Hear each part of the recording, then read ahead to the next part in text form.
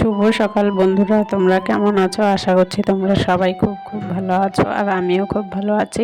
আর উত্তর 24 পরগনার ছোট্ট একটা গ্রাম থেকে আমি প্রীতি আবারও কিন্তু চলে আসলাম অনেক দিন পরে নতুন একটা ভিডিও নিয়ে। তো সকালবেলা ঘুম থেকে উঠে চাটা খেয়ে তারপরে দেখো দুষ্টুকে স্কুলে দিতে যাচ্ছি। দুষ্টুর কিন্তু পরীক্ষা হচ্ছে, সেই জন্যে। আর দেখো স্কুলে দিয়ে বাড়ি এসেছি, আবার যেতে হবে আনতে। তো মেয়েদের তো বাড়িতে অনেক কাজ থাকে, তাই না? সেইগুলো তো করতে হবে। আর মেয়েদের জন্য তো সবথেকে বড় তার বড় স্কুল হলো তার শ্বশুর বাড়ি, যেখানে শিক্ষকের অভাব নেই আর শিক্ষারও অভাব নেই। একটা মেয়ের জন্য পুরো পৃথিবীর সাপোর্টের প্রয়োজন হয় না, একমাত্র নিজের স্বামীর সাপোর্টও যথেষ্ট। বিয়ের পর বউয়ের একটু খেয়াল রাখলে, যত্ন নিলে তাকে বউয়ের বাধ্য হওয়া বলে না, বরং এটাকে নারীদের প্রতি সম্মান ও সুশিক্ষার পরিচয় বলে। কিন্তু এইগুলো নিয়ে কেউ যদি দেখে যে বউকে একটু যত্ন করছে বা বউয়ের কথা শুনছে, তাহলে কিন্তু আমাদের সমাজে অনেকেই বলে এই বউ পাগল, বউয়ের কথায় ওঠে, বউয়ের কথায় বসে। আর সেই মেয়েটাকে বলবে স্বামীকে বউয়ের আঁচলে বেঁধে রেখেছে, এই সমস্ত কথা হয়। তা স্ত্রী কষ্ট দেবে, সেই জন্যে যারা নিজের স্ত্রীকে সম্মান দেয় না বা দিতে চান না, তাদেরকে আমি বলবো যে অবশ্যই নিজের স্ত্রীকে সম্মান দেবেন। কারণ আপনার পাঁজরের হাত দিয়ে কিন্তু তাকে সৃষ্টি করা হয়েছে। তাই স্ত্রীকে কষ্ট দিলে ঘুরে ফিরে কষ্টটা কিন্তু আপনি নিজেই নিজেকে দেবেন। বিয়ের পর মেয়েদের ফোনের কল লিস্টে প্রতিদিন কিন্তু একটা নাম্বারই থাকবে, সেটা হলো মায়ের নাম্বার। বাড়ির বউ তখনই লক্ষ্মী হয় যখন সে চোখ থাকতে অন্ধ আর মুখ থাকতে বোবা হয়। আর যদি কোনো কথার প্রতিবাদ করে, তাহলে তো সেই মেয়ে বা সেই বউ তো কোনোভাবেই শ্বশুরবাড়ির উপযুক্ত না, ছেলের উপযুক্ত না, এইরকম কথা শুনতে হয়, তাই না? একটা মেয়ের জীবনের সবচেয়ে বড় উপহার হলো একজন তার কেয়ারিং হাজবেন্ড পাওয়া। সেটা কিন্তু সব মেয়ের কপালে জোটে না। আর যদি কেউ দেখেছে যে কোনো স্বামী তার বউয়ের জন্য কিছু করছে, তাহলে সেইটা নিয়ে তো আমাদের সমাজে বা কিছু কিছু পরিবার আছে, সেইখানে তো সেই বউয়ের প্রতি আরও অত্যাচার বেড়ে যায়, তাই না? সেই জন্যে যে বউয়ের যে পরের বাড়ির মেয়েটা তাদের সংসারে এসে যে এত কিছু করছে, তার প্রতি অন্যায় হওয়ার প্রতিবাদে যদি স্বামী কিছু বলে, তখন কিন্তু সে বউ পাগল হয়ে যায়। এরকমটাই তো ধরো আমরা শুনে এসেছি। সেই জন্যে একটা মেয়ের জীবনের বিয়ের একটা ভালো স্বামী পাওয়া কিন্তু খুব দরকার, যেটা একটা মেয়ের জীবন নিয়ে সব মেয়েদের জীবনে হয় না। একটা মেয়ের জীবন বিষের মতো হওয়ার একটাই কারণ তার খারাপ স্বামী। আর একটা মেয়ের জীবনে সুন্দর হওয়ার জন্যও কিন্তু একটাই ভালো স্বামী যথেষ্ট। বিয়ের আগে মা বলে বিয়ের পর যা করার করিস, এখন না বিয়ের পর বরং বর বলে বিয়ের আগে যা করার করেছো, এখন সব বন্ধ। আমি একটা মেয়ে যাকে একদিন নিজের বাড়ি ছেড়ে অন্যের বাড়ি চলে যেতে হবে। ওই নারী হলো উত্তম নারী, যে স্ত্রী স্বামীকে বলে তোমার মাকে কখনো অবহেলা করো না, কারণ সামনে আমিও মা হব। নিজের মেয়ের অন্যের ঘরে দোষ করলে কিন্তু মেয়েটা অবুঝ ছোট হয়ে যায়। আর অন্যের মেয়ে যখন তার সংসারে এসে দোষ করে, তখন কিন্তু সেই মেয়েটাকে বলে যে তোমার মা বাবা কি তোমাকে কোনো শিক্ষা দেয়নি? মেয়েরা বড্ড বোকা, তাই না? আর তাই তো ঝগড়া করার পরও তারাই সব থেকে বেশি কাঁদে আর কষ্ট পায়। শ্বশুরবাড়ির লোকেরা যেমন হোক না কেন, আফসোস করবেন না।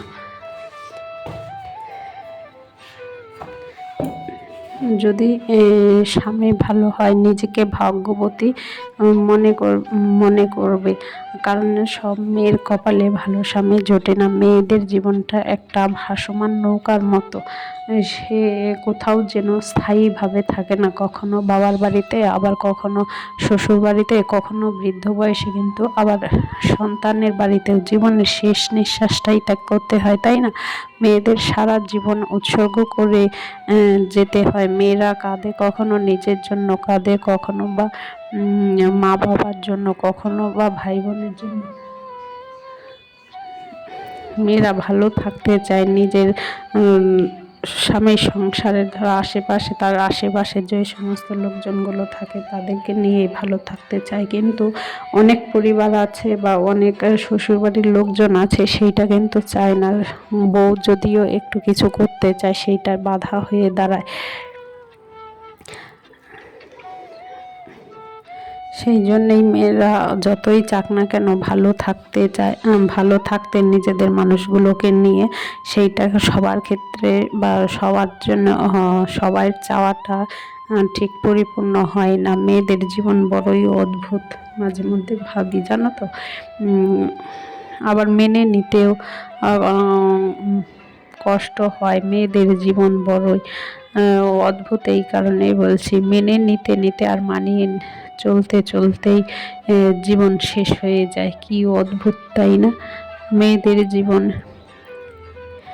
বিয়ের পর সবাই শুধু জানতে চায় মেয়ের বাপের বাড়িতে থেকে কি কি দিয়েছে, কিন্তু এই কথাটা কেউ কিন্তু জানতে চায় না যে মেয়েটি বাপের বাড়িতে কি ছেড়ে এসেছে। মেয়েরা আসলে লোভী, কারণ তারা ভালোবাসার কাঙাল। তারা মনে করে যে বিয়ে হলে স্বামী তার সব থেকে কাছের মানুষ হবে, সে হয়তো সব থেকে বেশি ভালোবাসবে, আগলে রাখবে, যত্নে রাখবে। কিন্তু সেইটা কিন্তু আমাদের সবার কপালে হয় না। হয়তো কিছু কিছু ক্ষেত্রে হয়, আর কিছু কিছু ক্ষেত্রে কিন্তু এখনো স্বামী, মা, বাবা, ভাই বোনের কথা শুনেই চলে। তাই বলে এই নয় যে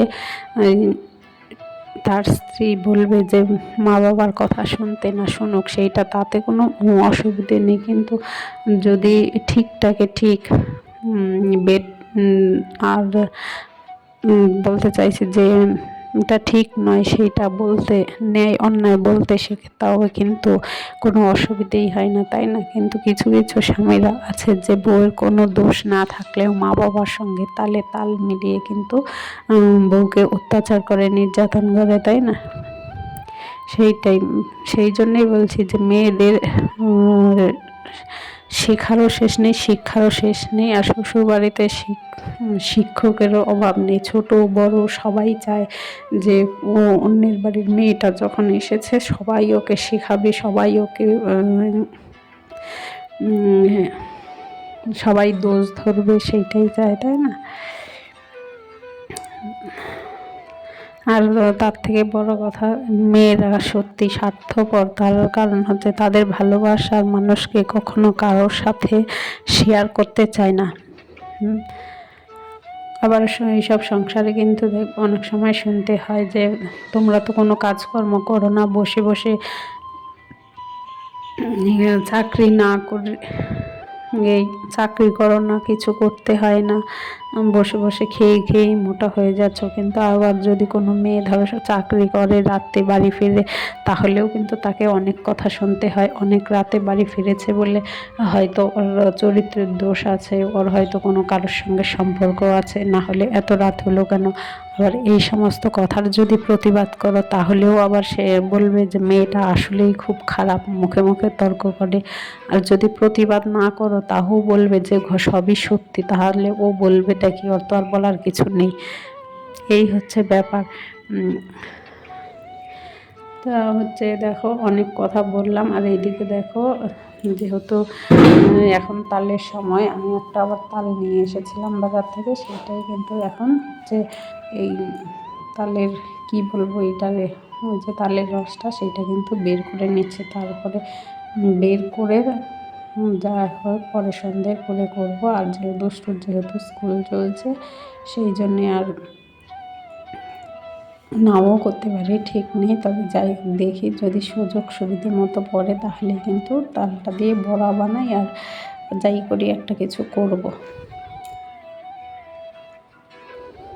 দুষ্টুকে কিন্তু পড়িয়ে তারপরে এই যে এসেছে। তা দুষ্টু আবার বলছে যে যাও মা গিয়ে তালের বড়াগুলো বানাও, বড়াই বানাতে বলছে। তা চলো এই বড়াগুলো বানিয়ে নেব।